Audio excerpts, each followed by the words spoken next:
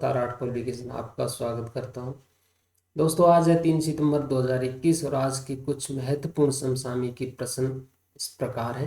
पहला प्रश्न देखिए, किस केंद्र शासित प्रदेश ने हिम तेंदुए को राज्य पशु व काली गर्दन वाली सारस को राज्य पक्षी घोषित किया है? विकल्प आपके हैं जम्मू कश्मीर, लद्दाख, चंडीगढ़, दिल्ली। तो इसका सही उत्तर दोस्तों लद्दाख। जम्मू कश्मीर पुनर्गठन के पश्चात 2 साल बाद इन्होंने ये घोषणा की है। तो जम्मू कश्मीर राज्य के पुनर्गठन के 2 साल बाद लद्दाख ने हिम तेंदुए स्नो लेपर्ड को राज्य पशु और काली गर्दन वाली सार्स ब्लैक नेक क्रेन को राज्य पक्षी घोषित किया है। यह दोनों प्रजातियां दुर्लभ हैं और लंबे समय तक पूर्ववर्ती यानी कि जब पुनर्गठन नहीं हुआ उससे पहले जम्मू कश्मीर राज्य की प्रतीक रही है। जम्मू कश्मीर राज्य का पुनर्गठन 5 अगस्त 2019 को एक लोकसभा प्रस्ताव पास करके किया गया, जो 31 अक्टूबर 2019 से लागू हुआ। तो उसके बाद जम्मू कश्मीर का राज्य का दर्जा समाप्त करके जम्मू कश्मीर व लद्दाख 2 केंद्र शासित प्रदेश बनाए गए हैं। इतना हमें ध्यान रखना है। नेक्स्ट, रूस के निजनी में 3 सितंबर से 16 सितंबर 2021 तक चलने वाले संयुक्त सेना अभ्यास में कितने देश शामिल हुए? 15, 16, 17, 20। तो इसका सही उत्तर है दोस्तों 17, जिसमें भारत भी शामिल है। लेकिन पिछली बार जब हुआ तो उसमें भारत शामिल नहीं हुआ था। रूस के निजनी में 17 देशों की सेनाओं ने भाग लिया। भारतीय सेना की नगा रेजिमेंट के करीब 200 सैनिक इस युद्धाभ्यास में शामिल हुए। पिछले साल सितंबर 2020 में रूस में संघाई सहयोग संगठन के आयोजित आतंकवाद विरोधी कौजाक अभ्यास में भारत ने हिस्सा लेने से इसलिए मना कर दिया था क्योंकि उसमें चीन और पाकिस्तान की सैनिक भी शामिल किए गए थे। लेकिन इस बार चीन और पाकिस्तान केवल पर्यवेक्षक के रूप में शामिल किए गए। उनके जो सैनिक हैं युद्धाभ्यास में भाग नहीं लेंगे, इसलिए भारत इस युद्धाभ्यास में भाग ले रहा है। तो 17 देशों की जो सेना है वो संयुक्त रूप से युद्धाभ्यास करेगी, मुख्य रूप से आतंकवाद विरोधी गतिविधियों को रोकने में मदद मिल सके। नेक्स्ट प्रश्न, केंद्रीय प्रत्यक्ष कर बोर्ड CBDT का नया चेयरमैन किसे बनाया गया है?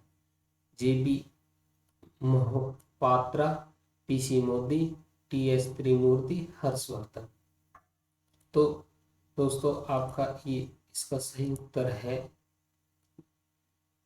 JB मोहपात्रा।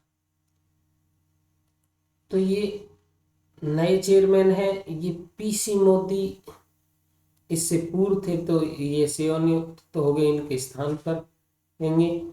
TS त्रिमूर्ति जो हैं ये संयुक्त राष्ट्र संघ में भारत के स्थायी प्रतिनिधि हैं और जो हर्षवर्धन हैं ये भारत के विदेश सचिव हैं।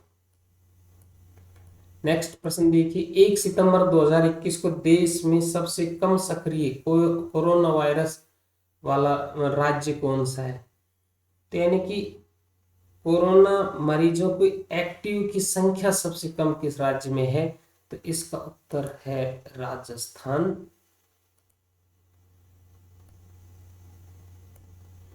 राजस्थान में केवल 1 सितंबर को 81 सक्रिय मामले ही मिले हैं और वर्तमान में जो केरल है उसमें सबसे ज्यादा लगभग पूरे भारत के 76% एक्टिव मरीज केरल में हैं।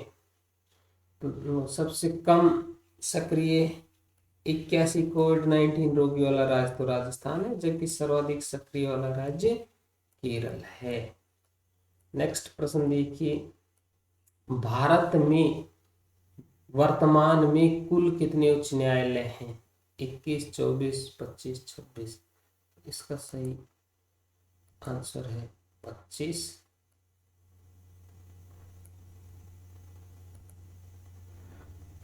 तो भारत में कुल 25 उच्च न्यायालय हैं। पहला उच्च न्यायालय कोलकाता उच्च न्यायालय, जिसकी स्थापना 2 जुलाई 1862 को की गई थी। भारत का 25वां और नवीनतम उच्च न्यायालय आंध्र प्रदेश उच्च न्यायालय, जिसकी स्थापना 1 जनवरी 2019 को की गई, जिसकी मुख्य पीठ आंध्र प्रदेश की जो नई राजधानी बनाई अमरावती है। तो ये भी ध्यान रखना है कि भाई आंध्र प्रदेश की राजधानी क्या है, तो अमरावती है।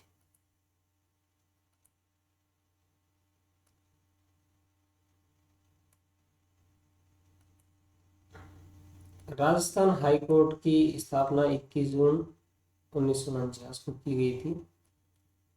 सर्वाधिक न्यायाधीशों के पद इलाहाबाद उच्च न्यायालय में 160 है पद स्वीकृत हैं। सिक्किम उच्च न्यायालय में सबसे कम 3 पद स्वीकृत हैं और राजस्थान उच्च न्यायालय में 50 पद स्वीकृत हैं। तो ये जो बात है, अभी सर्वोच्च न्यायालय में जो पद भरे गए हैं, केवल 1 पद ही रिक्त है 34 कुल पदों में से।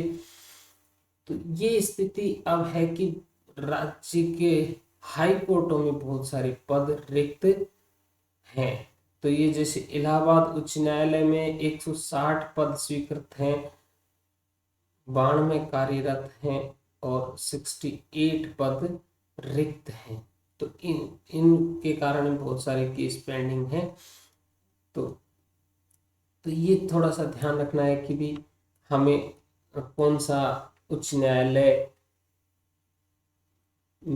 कब स्थापित हुआ, सबसे पहला, सबसे अंतिम, और इस प्रकार से आपको तैयारी करनी है। तो ठीक है दोस्तों, इसी प्रकार हमसे जुड़े रहिए, हमारे चैनल को सब्सक्राइब करते रहिए और अपने दोस्तों को शेयर करते रहिए। धन्यवाद।